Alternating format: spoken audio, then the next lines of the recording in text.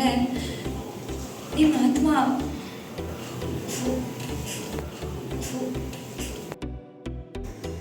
ಪವಿತ್ರವಾದ ಆತ್ಮ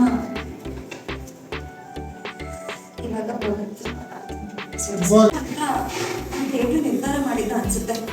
ಪಾತ್ರ ಸೆಳೆಸಿಡ ಅವಕಾಶಕ್ಕೆ ಅಲ್ಲ, ನೀವು ಕೊಟ್ಟರು ಅವಕಾಶ ಈ ಜೀವ ಜೀವನ. ಒಂದು ಲೆಕ್ಕದಲ್ಲಿ ಇನ್ನೊಂದು ಸ್ವಾರ್ಥ. ನಾನು ಮನೆ ಖುಷಿಯಾಗಿರ್ಬೇಕು ಅಂತ ಸಾಕು. ಅದೇ ಪ್ರಾರ್ಥನೆಗಳಲ್ಲಿ ಗಂಟ ಮೋಸ ಮಾಡ್ತಾರೆ. ಈ ಮನೆನ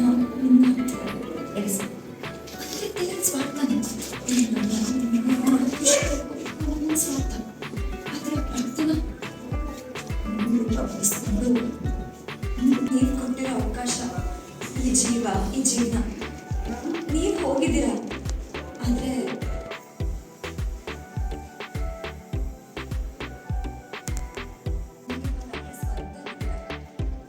ಎಷ್ಟೋ ವ್ಯಕ್ತಿಗಳು ನಾನು ಹುಡ್ಕೋಬೇಕು ಅಲ್ಲಲ್ಲ